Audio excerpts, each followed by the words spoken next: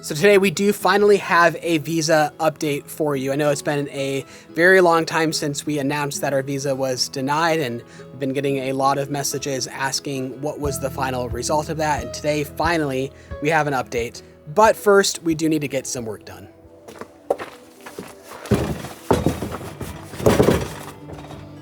So this is one of the logs from the top of the property that Bradey has hand hewed, and now it has dried out a little bit.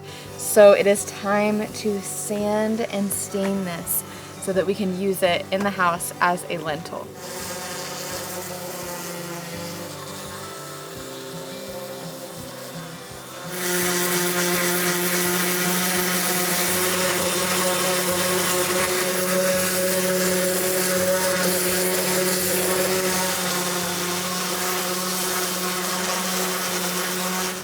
So we are staining these to match the other wood elements in the house. This is a walnut stain that we are putting on these beams.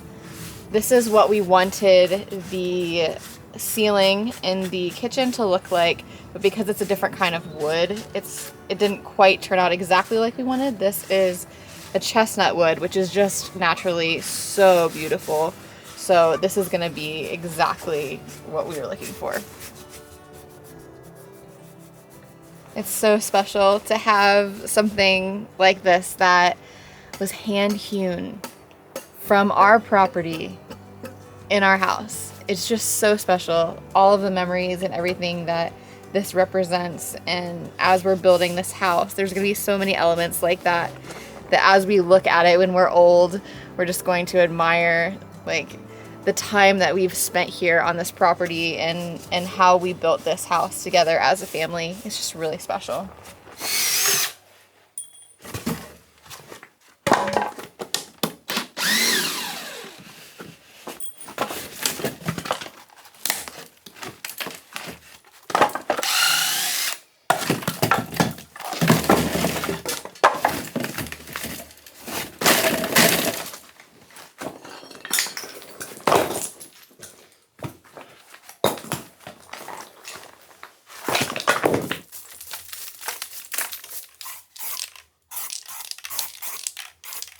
So let me say one thing real quick before I go into focus mode.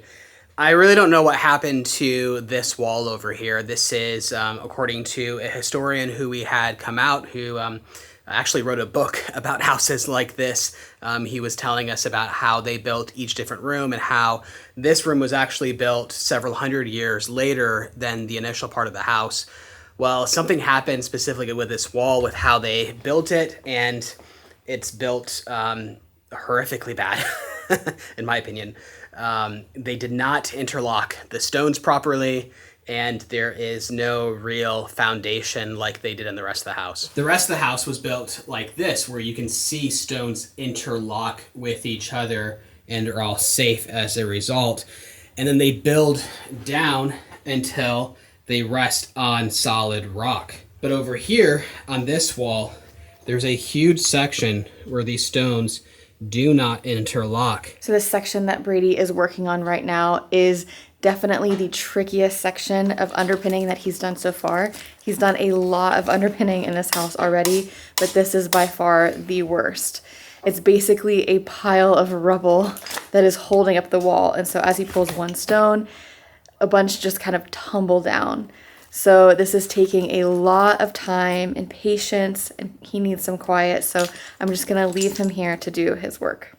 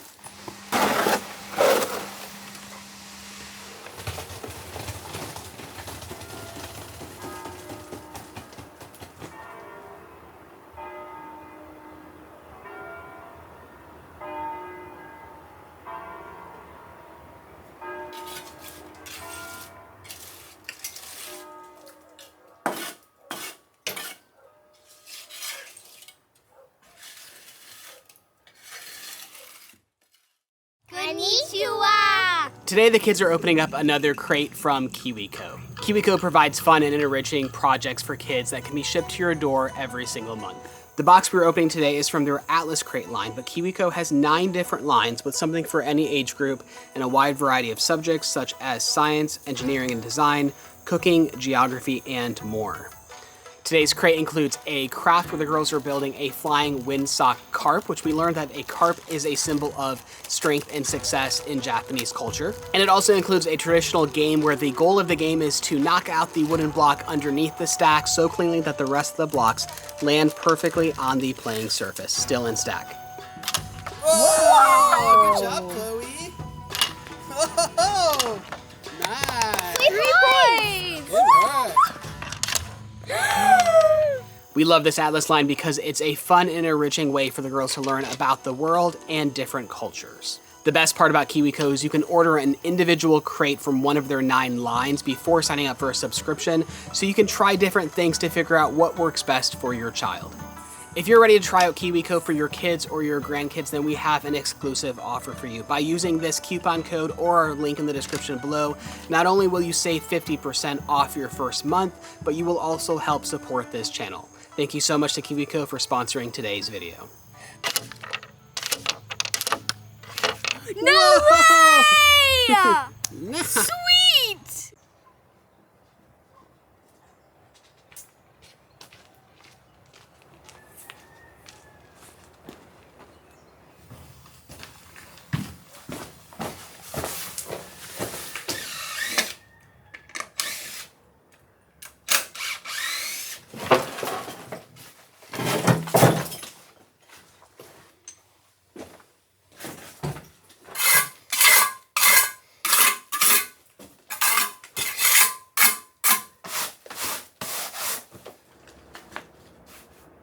Well, to be honest, we put the camera down for a minute because there was a lot of work to smash through, and it's starting to get, I don't know, a little bit repetitive. It's all the same. You dig out the room, make sure it's perfectly flat, and then you come in and according to the engineer's specifications, on some walls, you have to do the metal work in some ways, but on this back wall, we actually had to drill into the mountain, pound in the rebar, and then squeeze the required amount of rebar into this small little area, which was a bit tricky because the mountain is quite curved. It kind of snakes along, so you have to have that rebar snaking along with it to make it extra strong, as well as squeezing all of that iron work within just a 40 centimeter spot of width away from the wall.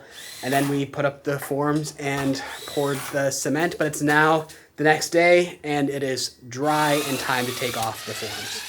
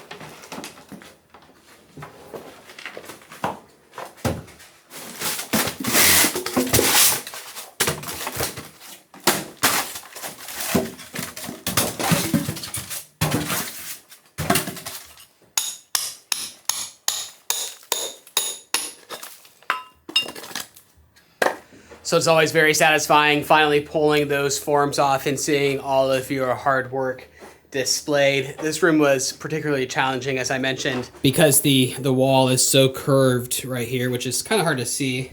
If I go like this, you can see it better. All of the ironwork here was particularly challenging. And then we also had to pour in extra cement just to bring everything out to be flush so that we have a nice smooth surface to work with, as well as keeping these 2 air vents exposed, which these run all the way through to the other side, which now that we have 40 centimeters of concrete on this side and 40 on that side and 80 centimeters of a wall, that's nearly a 5-foot tube that runs through there, and yet it still pulls air, especially with the way that we're going to design the crawl space ventilation system. That'll help to keep this space in the other room dry. The foundation here ties in perfectly with the underpinning that we have been working so hard on there. And then we've maintained this hole here. We've got a couple of rebar pieces to cut off just because it was easier to leave them in and then cut them later. But then we will have a nice large opening going to that room as well. So we finally have a visa update. I know it's been quite a long time. If you don't know what we're talking about, we're not going to dive into all of the details too much, but our visa was denied. If you want to catch up on that, you can watch that video. Linked up there in the description. You figure it out. But we do have a small update. So we do have an attorney. I think that people were confused about that last time of why don't we have an attorney. We do have an attorney, and she's been guiding us through this process. She's amazing. Yeah, she's awesome. Really, really good. It's just these things take time. And she's been talking directly with the questura who will make the ultimate decision. So this whole thing has been quite confusing. She has talked to them and they'll say, like, they don't want to say yes, but they don't want to say no. So basically, we're in a limbo of just nothingness. They also expressed, we're very happy for you to be here. You're welcome to stay forever.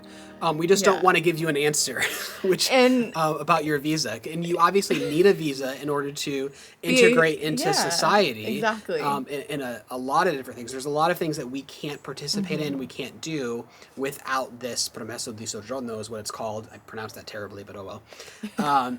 And they're like, stay forever, you're welcome.